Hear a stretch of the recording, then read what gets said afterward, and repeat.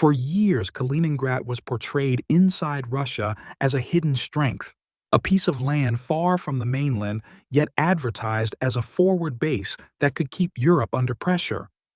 On maps, it looked bold and red against the blue of NATO countries.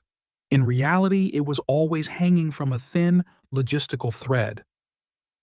That thread finally began to snap when a decision made in Lithuania quietly cut off the fuel that kept this enclave alive. There were no explosions when it happened, no dramatic images for television, just a written order that Lukoil petroleum products would no longer be carried by Lithuanian railways to Kaliningrad. Officials in Vilnius called it a rational step to limit financial and legal risk. But the meaning on the ground was brutal. The fuel that powered buses and ambulances, the fuel that fed generators in hospitals and military bases, and the fuel that kept homes warm during Baltic winters no longer had a path into the region. Residents who heard the news understood instantly that this was not some distant diplomatic quarrel. This was about whether their radiators would still be hot when temperatures went below zero. Gas stations began to see anxious drivers queuing before dawn. People checked their fuel gauges and calculated how long they could stretch what was left. Local authorities tried to project calm but quietly rushed to draw up emergency plans that assumed the worst. As if that were not enough, the crisis escalated from another direction at the same time. To the east, Belarus turned a long-standing border problem into a tool of pressure.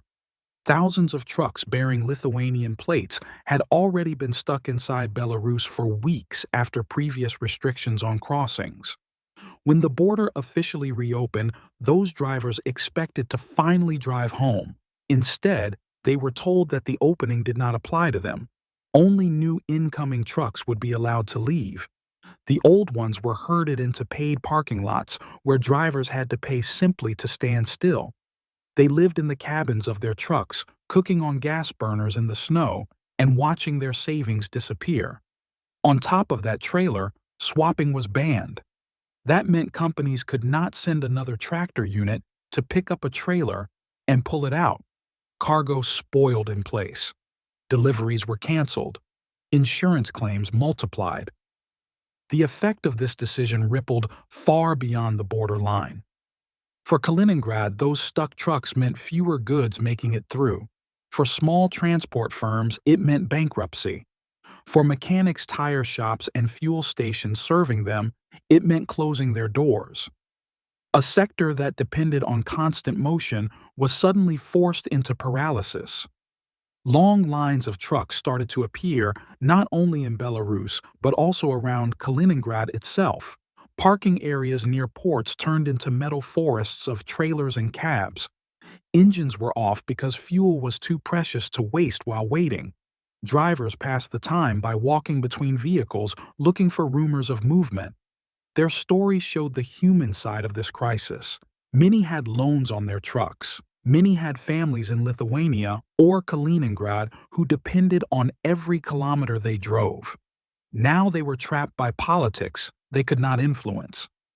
As if to underline how unstable the situation was, Lithuanian authorities soon discovered that Belarus was using unconventional methods to push contraband across the border. Weather research balloons carrying cigarettes, guided by GPS, were being launched into Lithuanian territory. In just 2 days, guards seized 10 of these balloons with more than 12,000 packs of smuggled cigarettes. It sounded almost comical, but it had serious consequences. Lithuania warned that continued abuse of its airspace and borders could bring back stricter controls or even new closures. For Kaliningrad, already in deep trouble after the fuel transit decision, this warning was like hearing that the last emergency exit might also be locked shut. The sea route that was supposed to act as a backup was no rescue either. EU sanctions and earlier restrictions had already forced much of the region's trade away from roads and rails onto ferries and cargo ships. But the capacity of those ports was never designed for that role. Ship numbers were limited and timetables were overloaded. Truck drivers reported waiting 1 or 2 months just to board a ferry. moving something as simple as cement by sea suddenly cost several times more than the road price. Construction companies postponed projects or canceled them entirely. People in the logistics business stopped talking about profit and started talking about survival. And now, in the middle of this block system, the fuel once supplied by Lukoil by rail also had to be squeezed in somehow. In 2024, almost all of the 371,000 tons of petroleum products that arrived in Kaliningrad came via this rail lifeline. Replacing that flow with tankers sailing from Russian ports meant costs exploding at every stage. Ship fuel was more expensive. Port handling fees went up. Insurance companies charged extra because of war risk. Longer routes were needed to avoid sensitive areas. All those increases would land eventually on the shoulders of ordinary people in Kaliningrad. Moscow could claim on television that nothing serious was happening, but no propaganda could lower those bills. Air transport as an alternative belonged more to fiction than to reality. No fleet of cargo planes could deliver enough fuel at a reasonable price for a region of more than 1 million residents. The numbers simply did not work. Kaliningrad was caught in a trap built from geography and politics. Inside the enclave, the economic damage became impossible to hide. The industrial production index had already fallen hard earlier in the year due to sanctions. Now factories faced both rising costs and uncertainty over energy. Managers reacted the only way they could. They cut shifts, reduced output, or stopped production entirely. Workers who had believed Putin's message of stability felt their paychecks shrink and their jobs disappear. In local markets, food prices rose steadily. Shelves that had always been full suddenly had gaps. People began stocking up on essentials when they could find them. Older residents remembered the turbulence of the 1990s and could not shake the feeling that history was looping back. The stress also seeped into the barracks and bases that make Kaliningrad so important in Russian military planning. The Baltic fleet, which had once been used in propaganda as a symbol of strength in the region, started to sit more often in port. Fuel rationing meant fewer patrols, fewer training exercises, and more days when ships simply stayed docked. Mobile missile systems like the Iskanders that once worried European capitals were forced to limit movements because relocating them burned fuel Moscow could no longer waste. Commanders understood that a static weapon is an easy target. They also understood that their ability to defend the enclave was shrinking. Morale followed the fuel curve down. Soldiers heard the same rumors civilians did. They saw the same shortages. They knew that the fortress image broadcast on state television did not match the daily struggles outside the gates. The roots of this collapse of confidence reach back to decisions made years earlier. In June 2022, Lithuania restricted certain rail shipments to Kaliningrad under European sanctions rules.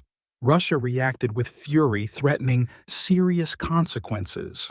But when faced with the reality that Lithuania is protected by NATO, Moscow limited itself to words.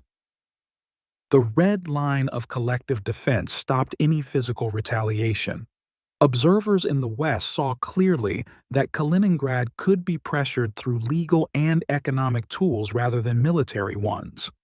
Poland later added its own pressure by shutting down a key border crossing with Belarus for security reasons and tightening inspections at others. This made border delays longer and more expensive for Russian and Belarusian trucks. Every extra day in line meant extra cost and lost deliveries. Again, Moscow complained loudly but could not change the facts on the ground.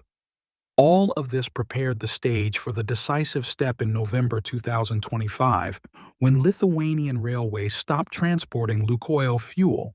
This time, the effect could not be masked as a temporary inconvenience. Kaliningrad was pushed from difficulty into genuine danger. Putin faced a problem that his usual tactics could not solve. He could not send tanks against customs officers.